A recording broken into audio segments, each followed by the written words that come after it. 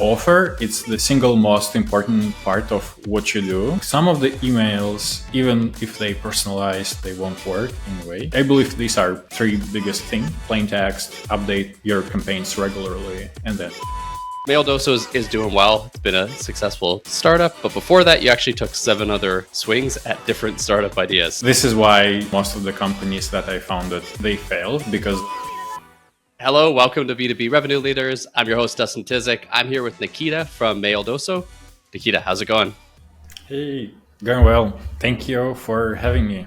I'm super excited to be here. Yeah, happy to have you on. I'm looking forward to this one. So the interesting thing we were talking about before this is, Maildoso is doing well. It's been a successful startup, but before that, you actually took 7 other swings at different startup ideas. So maybe talk me through that. Like, what were some that didn't work? Why didn't they work? And what brought you to Maildoso?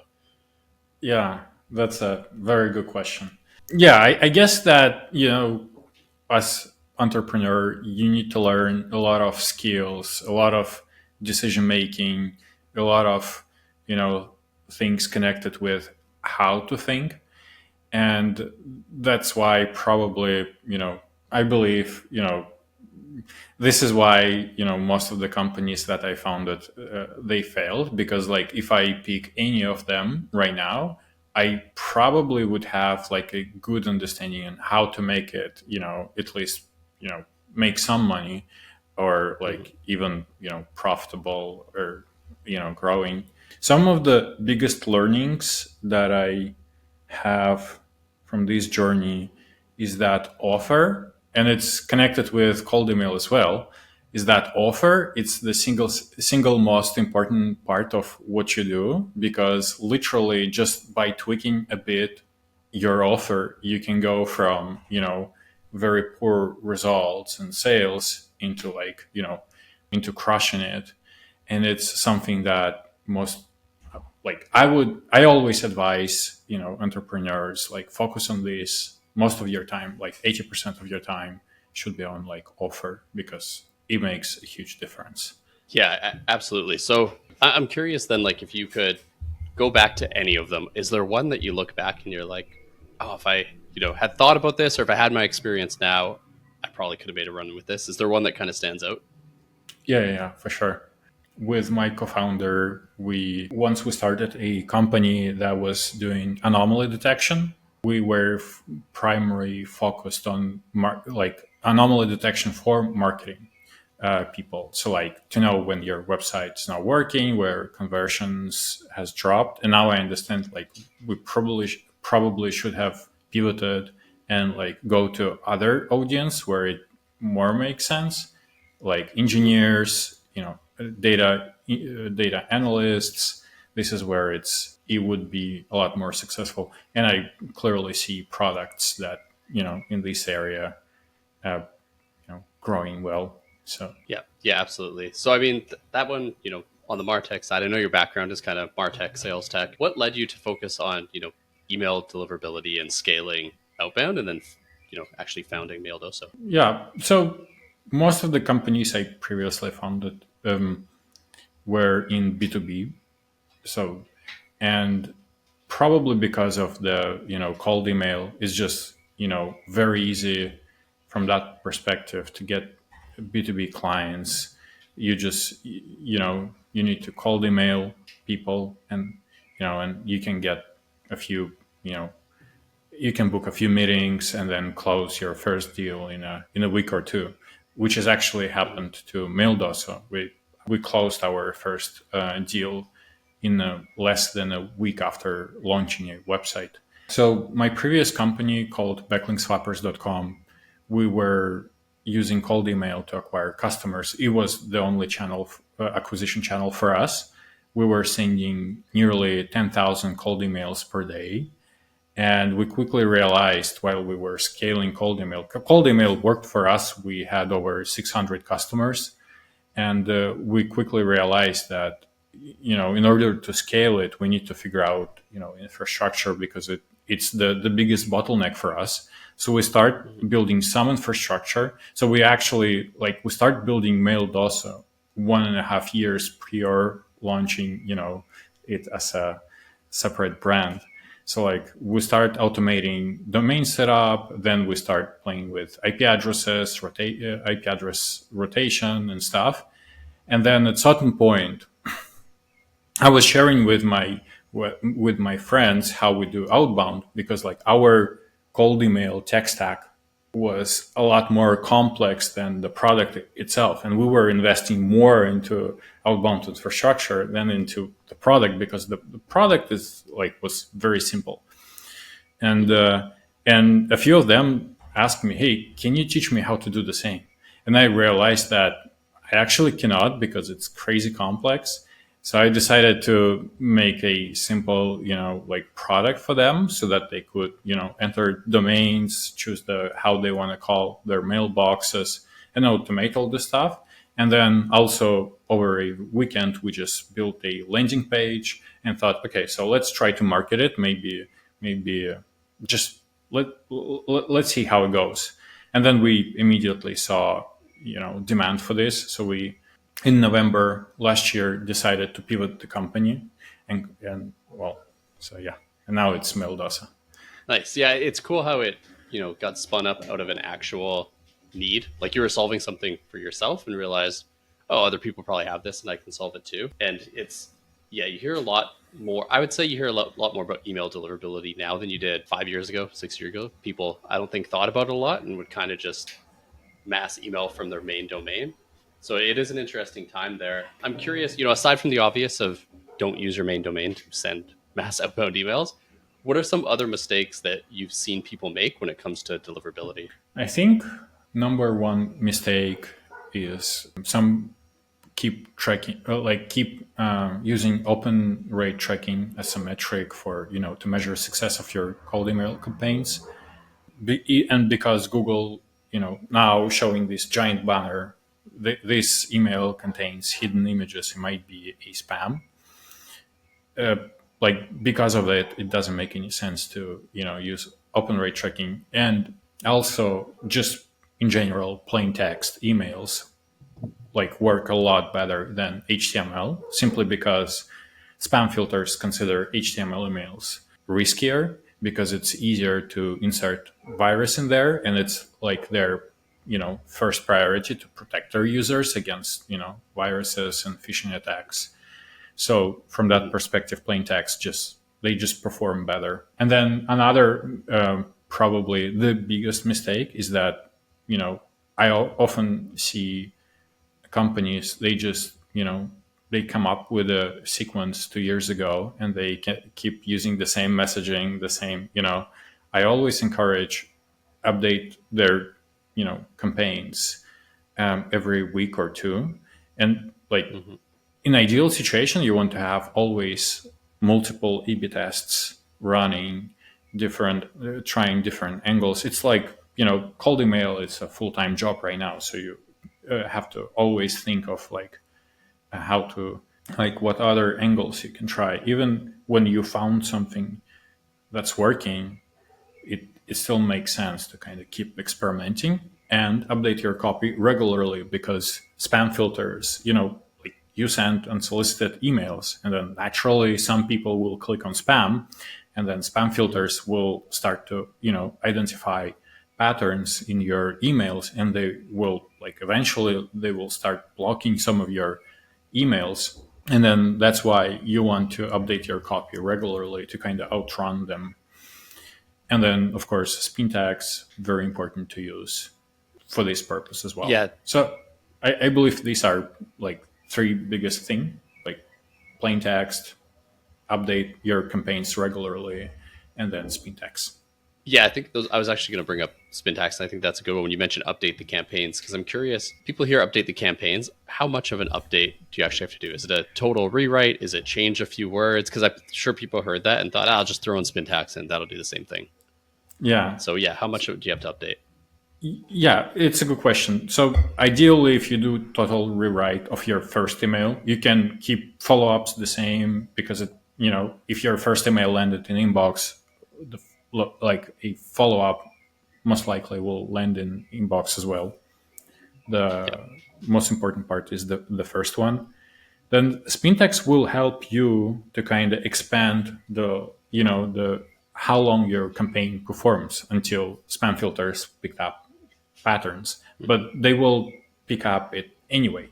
So at certain point, because of the spin text, they might start blocking like 10% of your emails, then 20% of your emails, just because they, and then at certain point, this percentage can reach to 100%. And like what you want to do in this case is to kind of introduce like a new copy, and then you can get to 100% inbox rate once again. Yeah, and since you mentioned rewriting the emails a little bit, obviously you were sending very mass emails back in the day, and I'm sure now most of your go to market probably obviously you're doing a podcast, that's probably part of the go to market and the marketing play, but a lot of it probably is still cold email. So curious what you've learned there aside from the technical, plain text, spin text, etc. What has and hasn't been working lately for you on the outbound side of things? So what we've learned is that offer, it can have a huge impact on like what you get from cold email. Our standard process every time we launch something new is to we take the same, like template, and then we come up with 10 different offers for it. And then we test different offers first to see which one would perform the best. And sometimes difference can be like 10x in reply rates. So, and it's all it depends on like what do you offer to your customers. In some saturated uh, industries, just updating your copy a little bit, updating your offer a little bit can give you a huge boost in reply rates. This is the biggest one. We actually know, because we send like millions of cold emails every day, and we analyze on behalf of our customers and our own as well, and we analyze every single successful campaign, and we also do a lot of deliverability audits for our clients, and then we consult some of them, some of the biggest senders who send like tens of thousands of cold emails per day. And based on everything that we've learned, throughout this journey, we built a cold email deliverability guide, and it's available on our website. You can go to maildoso.com, and it's literally in the menu. And we outline some of the like recommendations, and if you follow all of them, that's the like very important point, that if you want to have great deliverability all the time, you have to follow all of them.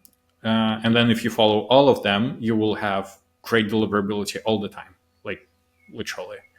Um, the problem starts, they start, arising when, marketers start skipping some of the things, like they, instead of, using a lot of spin text, they don't use spin text, or they don't update their campaigns.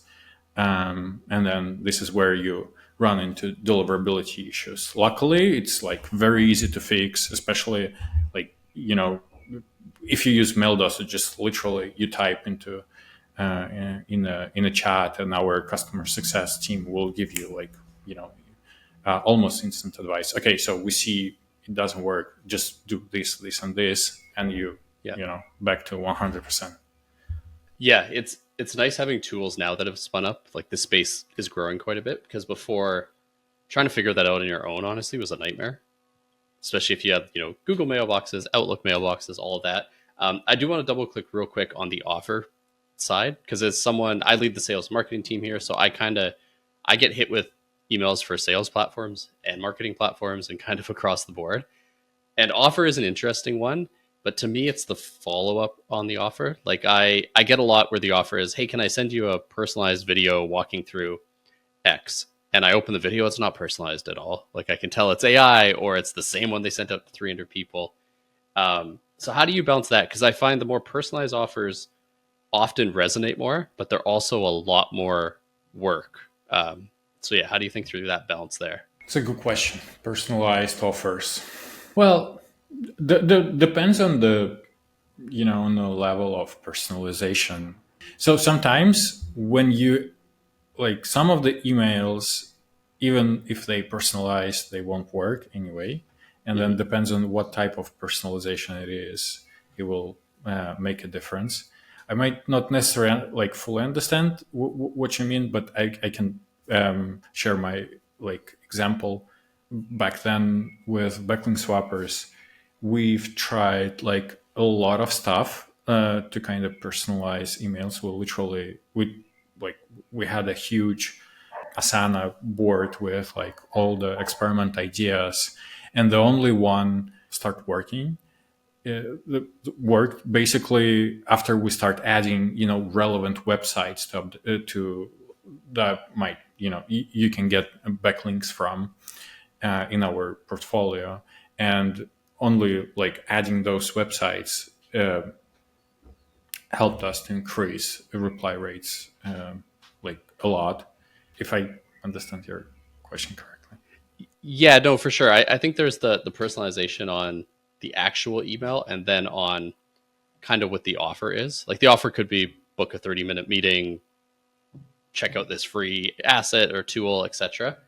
Um, but some of the most valuable offers I found are, hey, do you think it'd be useful if I did XYZ for you? And then you actually go and do a mini project to win it. I know that only applies usually more to like high ticket items, or else it just doesn't make sense for the time difference. But is that something you found as well, that those personalized offers make sense? Or is it more finding ways to kind of have an offer that doesn't require that level of follow up?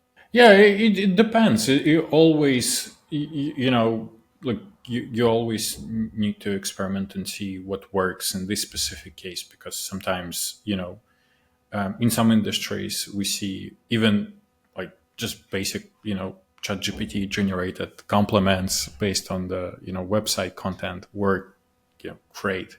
And in some industries, you need to kind of update your call to action with some of the more personalized things like that makes sense to the specific company. It always depends, like it always require experimentation, Mm-hmm. which is great. The more you experiment, the more patterns your email campaigns have, and it's more difficult to kind of to ruin your deliverability by spam filters, because like you literally you can notice this effect when you have like two or three or five campaigns running, and then you see one of the campaigns stop performing. You just literally start getting Yeah. like 0.01% reply rate from this specific campaign, and others they still give you like 2, 5, 10% reply rate, and okay, so they picked up a pattern of this specific campaign. Yeah. I think that just proves, like you said, it's a full time job now. It's not a Yeah, set yeah, and for sure. forget it, spin it up once and just let it run for 2.5 years. I mean, you could do that. Probably not a good idea. That's probably not going to work so well.